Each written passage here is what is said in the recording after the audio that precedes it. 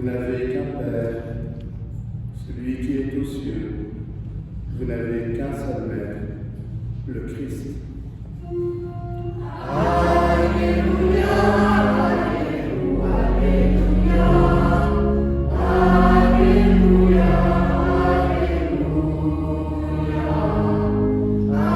Alléluia, Alléluia, Alléluia, Alléluia.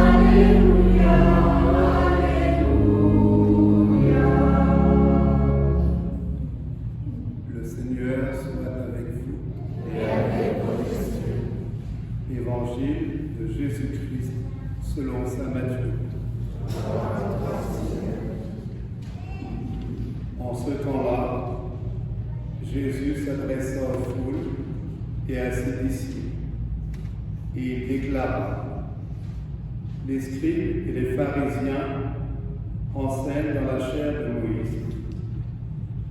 Donc, tout ce qu'ils peuvent dire, faites-le et observez-le.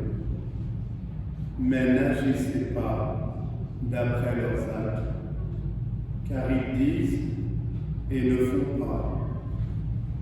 Ils attachent de pesants fardeaux, difficiles à porter, et ils en chargent les épaules des gens. Mais eux-mêmes ne veulent pas les remuer du doigt.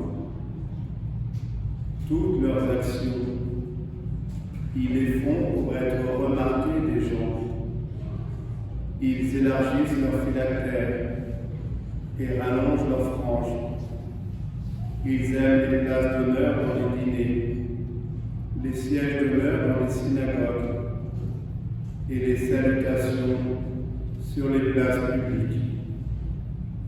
Ils aiment recevoir des gens le titre de rabbi. Pour vous, ne vous faites pas donner le titre de rabbi, car vous n'avez qu'un seul maître pour vous enseigner, et vous êtes tous frères.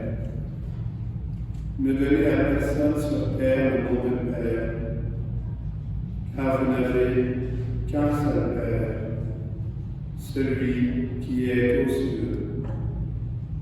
Ne vous faites pas non plus donner le titre de Maître, car vous n'avez qu'un seul Maître, le Christ.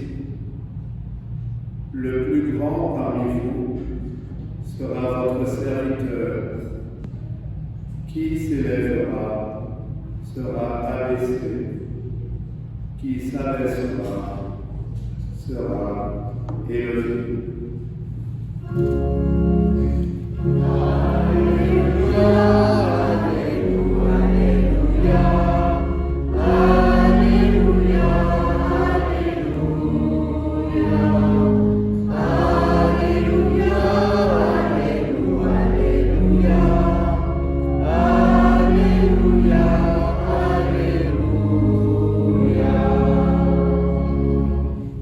Merci à la technologie et au micro qui me permettent de vous parler et pouvoir prêcher à partir de cette parole de Dieu. Cette parole de Dieu qui résonne avec tout ce que nous avons vécu cette semaine pour reconnaître la miséricorde de Dieu à l'œuvre, avec la fête de la Toussaint, ses frères et sœurs aînés dans la foi, qui nous montrent le chemin à la suite de celui qui nous dit: je suis le chemin, la vérité, la vie. Ce chemin qui passe par l'homme. Aller à la rencontre de Dieu en allant à la rencontre de ses frères. Tout ce que vous avez fait au plus petit d'entre les miens, c'est à moi que vous l'avez fait. Laissez-moi les servir en vous, par vous et avec vous, en me laissant agir dans vos vies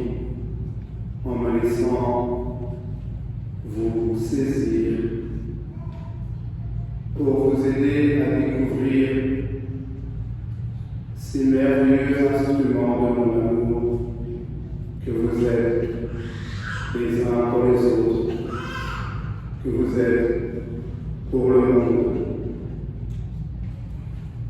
En méditant sur l'Évangile tout au long de la semaine, encore ce matin, il y a cette parole qui a retenu mon attention. Le plus grand parmi vous sera votre serviteur, qui s'élèvera sera abaissé, qui s'abaissera sera élevé. Nous pouvons comprendre cette phrase en disant « Qui élèvera sera élevé, qui abaissera sera abaissé. »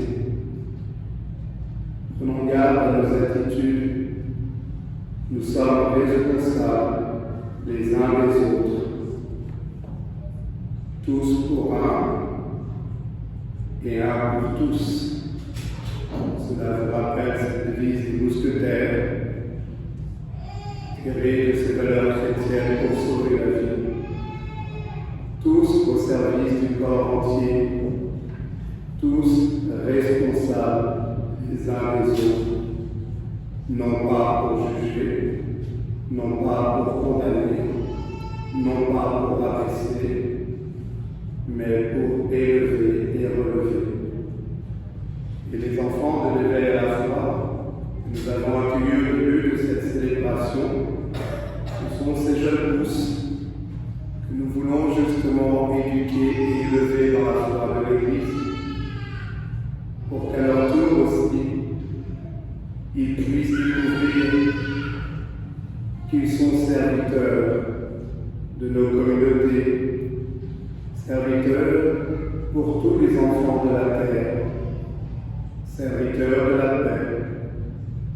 Oui, Dieu aussi les appelle, et souvent, Jésus prend les enfants à témoin. Il les place au milieu comme ce matin, au milieu de nous, en disant cette parole. Si vous ne redevenez pas comme ces petits enfants, vous ne pourrez entrer dans le royaume des cieux. Si vous n'acceptez pas de vous laisser enseigner constamment par la parole de Dieu, par aussi vos frères et sœurs, vous ne pourrez entrer dans le royaume de Dieu. Hier, en célébrant la ville, j'avais encore moins de voix. Et il m'était agréable d'entendre la communauté chanter et devenir ma voix. Découvrir qu'effectivement, nous sommes complémentaires les uns les autres. Lorsqu'il y a un membre défaillant, comme je le suis, de voir que tous les autres membres du corps sont au service du corps tout entier. Et c'est cela que nous devons justement découvrir, que tous nous sommes appelés à chanter les merveilles de Dieu, que cela ne repose pas que sur l'épaule ou sur la responsabilité de quelques-uns ou d'un seul. Nous sommes une communauté. Et ces lectures aussi me rassure dans les discours que je tiens, notamment par rapport au niveau de la confession. Vendredi, j'ai passé toute la nuit, de 9h à 7h du matin, à confesser non-stop. Et quelle joie de voir une personne depuis plus de 40 ans qui n'était pas venue recevoir ce sacrement de l'amour du Seigneur, qui ne communiait plus parce qu'effectivement, un divorce qu'elle n'avait pas choisi, et donc condamnée, comme on peut entendre aussi des fois dans nos communautés, lorsqu'il y a un divorce, la famille dit, rappeler à la personne, tu n'as plus le droit de communier, tu n'as plus le droit de te confesser. Et Est-ce que nous avons un droit à l'amour? Quelle réussite! Et avec les paroles, vendredi précisément, tous les textes étaient bien adaptés. Et les paroles que nous avons et que nous recevons aujourd'hui, notamment dans la première lecture, prêtre, à vous cet avertissement: si vous ne prenez pas à cœur de glorifier mon nom, comment glorifier le nom de Dieu lorsque nous fermons la porte à ces enfants qui cherchent à rentrer dans cet amour? Oui, je vous dirai les bénédictions que vous prononcerez. Vous nous êtes écartés de la route, vous avez fait de la loi une occasion de chute pour la multitude. Combien de frères et sœurs ont quitté notre Église à cause de l'attitude des prêtres? Mes frères et sœurs, à notre baptême, nous sommes tous prêtres, prophètes, rois et reines. Combien de frères et sœurs ont pu quitter l'Église à cause de certaines des fois de nos attitudes? Jésus, dans l'Évangile, nous dit, par l'Évangile, toujours dans cette lecture, agissez, faites tout ce qu'ils disent, mais n'agissez pas comme ils font. Oui, je vous ai méprisé, abaissé devant tout le peuple, puisque vous n'avez pas gardé mes chemins, mais j'ai partialité dans l'application de la loi. La loi n'a pas été donnée à l'homme pour le maintenir en esclavage. La loi a été donnée à l'homme comme un tuteur pour aider l'homme à pousser et à s'élever sur ce chemin de la liberté. Qui se sert de l'épée pour juger sera jugé et périra par l'épée. La seule vraie loi, c'est celle de la miséricorde, celle de la compassion, celle du pardon. Nous ne serons pas jugés sur nos actes, mais sur notre être, sur notre manière d'être les uns avec les autres, sur la solidarité que nous vivons entre nous. Pourquoi nous trahir les uns les autres? Poursuit la lecture du livre du prophète Malachie. Pourquoi nous entretuer ainsi alors que nous sommes tous des enfants de la terre? Pourquoi nous n'aurons jamais vraiment la réponse? Mais prends le mot pourquoi, en vue de quoi, vers quoi, à quoi nous sommes appelés, à quoi nous sommes provoqués, pour ne pas démissionner, ne pas accepter l'inacceptable, ne pas nous contenter effectivement de recevoir l'actualité comme une fatalité et comme une victoire du mal. Le mal n'aura jamais le dernier mot.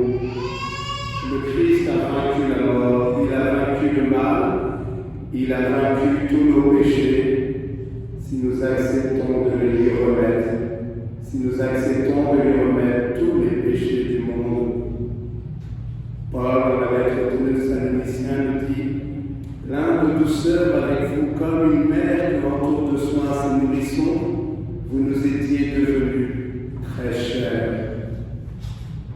Dieu nous invite à redécouvrir cette importance que nous sommes les uns pour les autres. Vous l'avez entendu avec aujourd'hui, grâce à la technologie, soyez ma voix, soyez la voix de Dieu, soyez la voix du monde. Chantez la vie, chantez Dieu, n'ayons plus peur, ne soyons plus enfermés des fois dans nos timidités. Nous devons agir. Vous étiez devenus comme les membres de notre propre corps. C'est ce que Paul a dit. Oui, réalisez que chacun de nous a une belle mission pour le corps tout entier, pour l'humanité tout entière. responsabilité ne repose pas simplement sur les gens puissants du monde. Elle est dans nos mains, elle est dans nos cœurs, et les enfants que nous avons accueillis nous le rappellent. Jouez votre partition comme la nature.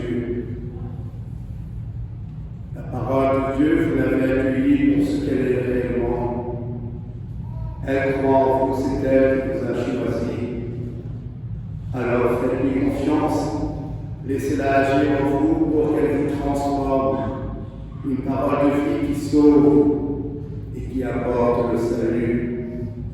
La parole de Dieu, la bonne nouvelle, c'est l'œuvre de Dieu en nous, par nous et avec nous, membres du corps de son Fils, pour œuvrer au salut du monde avec notre Seigneur et Sauveur.